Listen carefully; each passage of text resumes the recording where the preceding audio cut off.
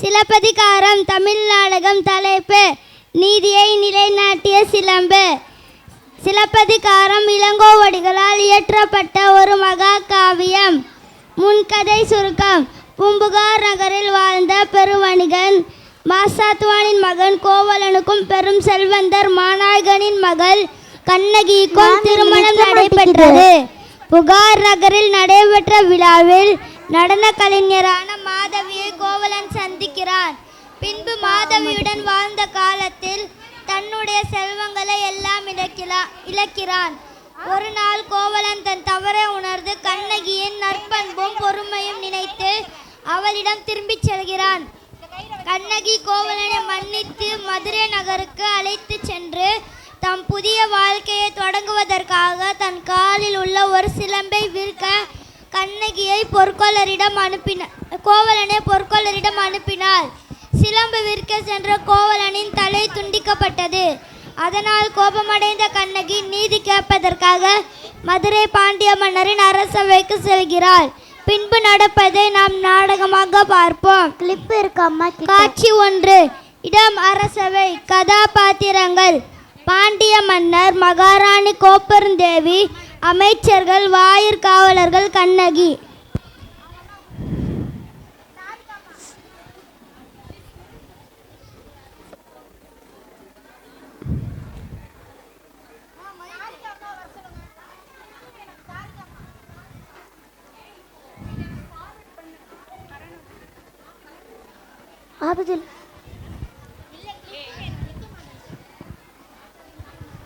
ராஜாதிராஜ ராஜமார்த்தாண்ட ராஜகுலதிலக ராஜகம்பீர பாண்டிய மன்னர் வரார் வரார் வரார்.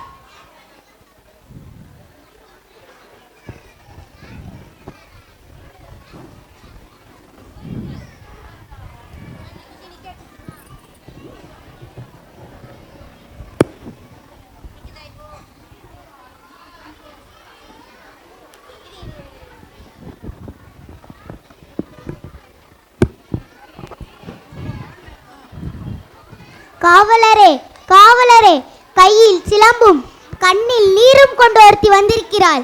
உம்மை சந்திக்க என்று மன்னரிடம் சொல்லுங்கள். உடனே சொல்லுங்கள். சொல்ல மாட்டீர்களா? விலகுங்கள்.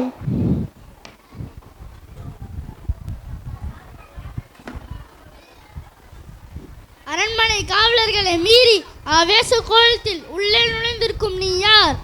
நீதியை இலக்கணமாய் பெற்று பெருமை கொண்ட வளவன் கரிகால சோழனின் பூம்புகாரே எனது ஊர். பெருவணிகன் மாசாத்துவானின் மருமகள்.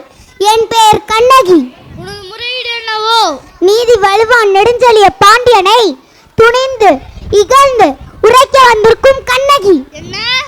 உனது கொடுங்கோல் அளித்த அவசர தீர்ப்புக்கு ஆளாகி கொலை உண்ட கோவலன் மனைவி கண்ணகி நான் என்பதையும் அறிந்தெடுக அரசே, அறிந்தெடுக. ஓ, கோவலன் மனைவி சிலம்பு திருடிய கல்வனின் மனைவி. போதும். யாகாவராயினும் நாகாக்க மன்னா, நாகாக்க. யார் கல்வன்? என் கணவரா கல்வன்? இல்லை, இல்லை. கையும் களவுமாய் பிடிபட்டால் உன் கல்வன். கல்வனை தமிழகத்தின் நீதி கொள்ளாமல் விடாது என்பது தெரியும் அல்லவா? கொற்றவனே, குடைநிழலில் அமர்ந்திருக்கும் உனக்கு என் கணவன் கல்வன் என்று எப்படி தெரியும்? கொலு மண்டபத்தில் விசாரிக்கப்பட வேண்டிய வழக்கு கோயில் மண்டபத்தோடு முடிவானேன். சிந்தியுங்கள், நன்றாக சிந்தியுங்கள். குற்றம் சாட்டப்பட்ட மறுப்புகளுக்கு மதிப்பு தராமல் கொலைவாளன் வேலை அவ்வளவு அவசரமாக நடைபெற்றது ஏன்? இதற்கு பேரா நீதி? இதற்கு பேரா நியாயம்? இதற்கு பேரா நேர்மை? இதற்கு பேரா அரசு? உமக்கு பேரா அறம் காக்கும் மன்னன்? என்ன? கண்ணகி, உன் கணவனின் கையில் இருந்தது அரசி கோப்பெருந்தேவின் சிலம்பு. கோப்பெருந்தேவின் சிலம்பல்ல, கோவலன் தேவியாம் என்னுடைய சிலம்பு. நம்ப முடியவில்லை என்னால். உன்னை யார் நம்ப சொல்கிறார்கள்? நீ யார் நம்புவதற்கு? உன் மீது வழக்குரைக்க வந்திருப்பவள் நான். குற்றவாளி நீ. நான் குற்றவாளியா? ஆம், நீ குற்றவாளி. அதனால் தீர்ப்பளிக்கும் உரிமை உன் கையில் இல்லை. இதோ இருக்கிறார்கள் பெருந்தன்மை கொண்ட பெரியோர்கள். இவர்களே இப்போது நீதிபதிகள். இவர்கள் உரை கட்டும் நல்ல தீர்ப்பு.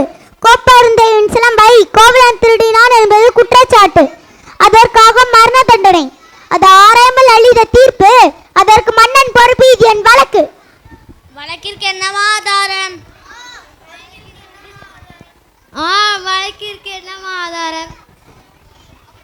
ஆதாரம் இதோ இந்த சிலம்பு. இதற்கு இணையான மற்றொரு சிலம்பை தான் என் மகன் விற்க வந்தான்.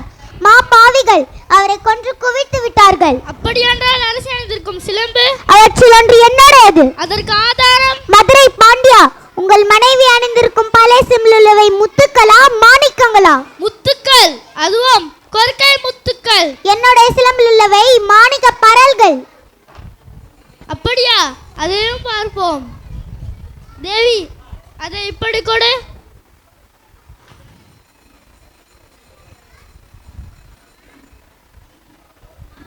இதோ பார். பார்த்தாயா முத்துக்களை? அடுத்த சிலம்பு.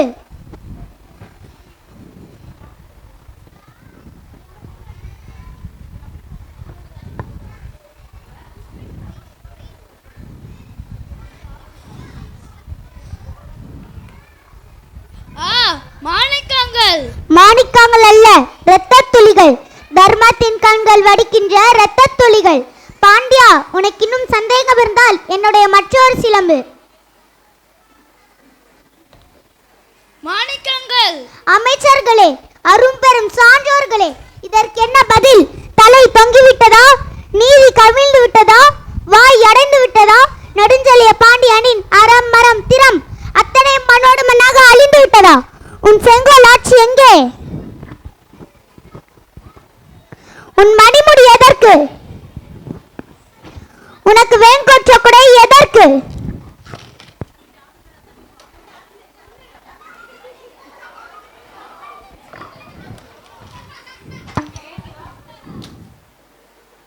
கண்ணகி, உன் கணவன் கல்வன் அல்ல. ஆராயாமல் அவசரத்தில் கொண்டு வரும்படி ஆணையிட்ட நானே கல்வன். என்னை மன்னித்து விடாமா?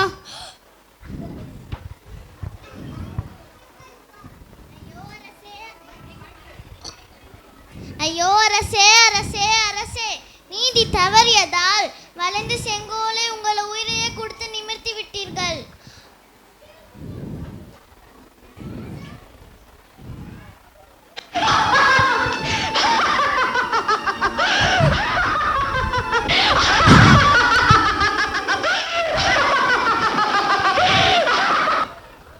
அழியட்டும், ஒளியட்டும், எல்லாம் ஒளியட்டும்.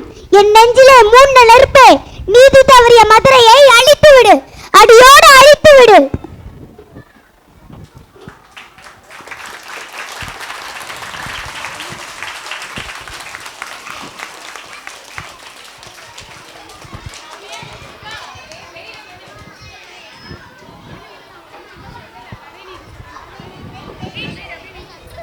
மதுரை பாண்டிய மன்னர் நீதி தவறி கோவலனுக்கு தவறான தீர்ப்பை வழங்கியதால் கண்ணகியின் கோபத்தில் மதுரை நகரையை அழித்த காட்சி இங்கு நாடகமாக அரங்கேற்றினோம். நன்றி.